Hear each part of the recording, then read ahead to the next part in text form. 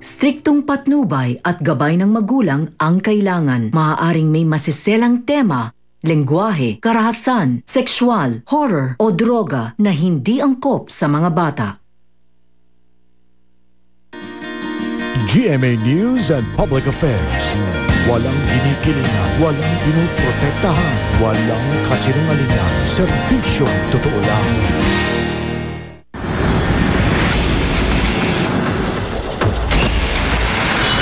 Sa investigador ngayong gabi, aning ibibisto sa inyo.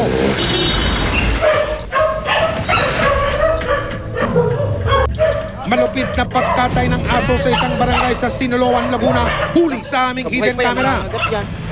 Lulutuin niya at 2 putahe o kaya 3 putahe lulutuin niya. Kaldereta, kilawin, yung sinampalukan. Tapos yun, i-re-repack niya yun, tinitimbang niya.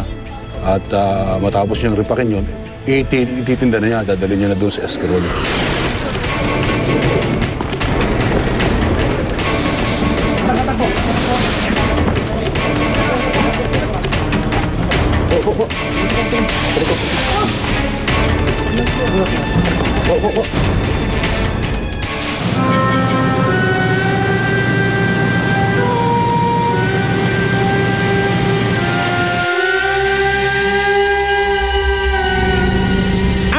Kilalang bidyokihan sa Ermita, Maynila. May extension raw na kasa. Kasi kaya tinawag na kasa yun. Kasi pagpasok mo, magdo-doorbell na yung nandun sa labas. Tapos maglalabasan na rin yung mga babae. Pag nakalabas na yung mga babae, doon ka na mamimili kung sino yung gusto mo. Babayad ka ng 1.5. Yun yung pinaka-barpain mo sa babae. Tapos, pwede mo na silang ilabas kahit saan kayo magpunta. Pwede mo silang galawin, ganun.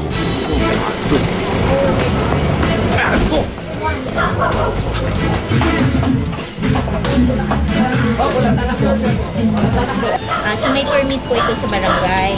I think meron. Chairman na may-ari, bakit po? Magandang gabi po, ako si Michael Riquez at ito ang bagong dekada ng investigador. Sa programang ito, ang mga abusado at ang mga manloloko. Hindi namin tatantanan.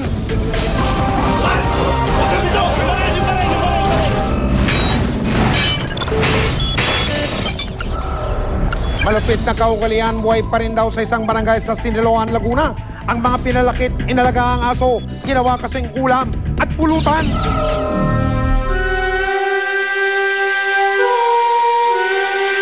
Pagputok ng bukang liwayway, abala na ang lalaking ito sa pagluluto. Ang gagamitin niya ang pangunahing sangkap na sa loob ng isang sako. Kilala raw siya sa kanilang lugar sa Palayaw na alias June Aso. Dahil mga kalahi ni Bantay ang kanyang kinakatay.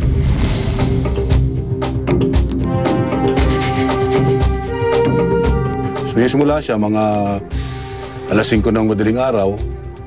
Then, mga before lunch, luto na yun. Alauna, titinda na niya. At depende kung may mga order sa kanya na aso. Lulutuin niya. At 2 putahe o kaya 3 putahe lulutuin niya. Kaldereta, kilawin, yung sinampalukan. Tapos yun, i-re-repack niya yun, tinitimbang niya.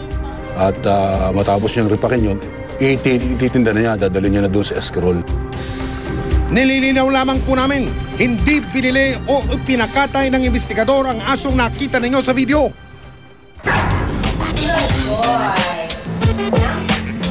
Hindi raw masikmura ng artistang si Heart Evangelista ang ginagawang pananakit at pagpatay kina Bantay.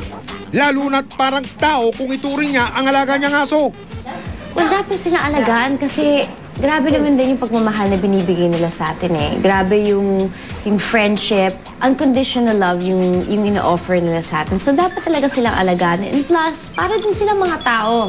They really do. They really feel for you and they're really there for you. At kapag may mga masamang nangyari, depressed ka and everything, nararamdaman nila talaga yun. Kaya siguradong madudurog ang puso ng mga dog lover tulad ni Hart sa nasaksiyan ng investigador.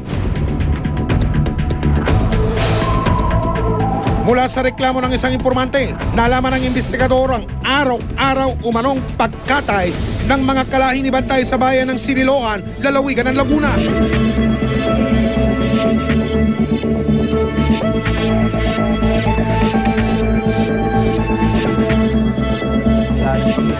Sa bakuran ni alias June, makikitang nakasilid ang aso sa loob ng sako. Ayaw. Sa kanya ito paulit-ulit na pinalo ng isang mahabang tubo. Mahinang-mahina lang yung pag-iyak ng aso pag nung marinig ko yung ng aso. Ang ginawa niya, nagpalingas siya ng apoy doon sa kanyang lutuan, nilagay yung kawali. Yung yung apoy, malaki na yung apoy, inilagay niya ngayon doon yung aso, sinunog na niya. Maya-maya lang ang kinatay na aso, inihahanda na ni June para gawing iba't ibang putahe. So araw-araw luto niya ay kaldereta at kilawin. Pag may umorder sa kanya ng sinampalukan, ibang bayad yun, magdadagdag ka.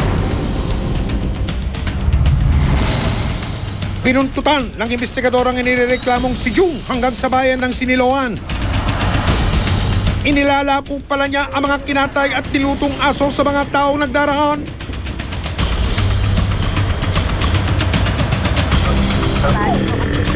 Siguro, aabot na ng mga 2 o 3 taon na nagtitinda siya ng aso, nakakatay siya ng aso. Sa isang linggo, siguro mga 5 hanggang 10 aso ang nakakatay niya. At depende yon kung may mga order sa kanya.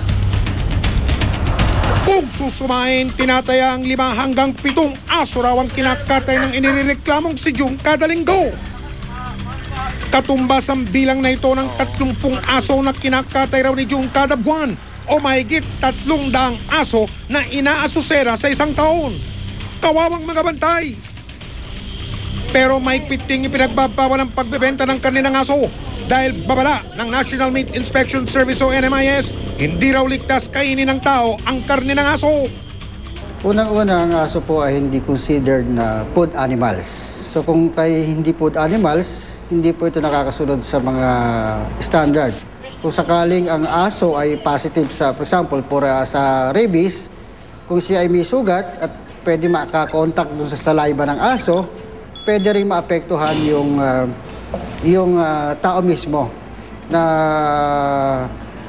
makakakontak doon sa aso na affected with rabies.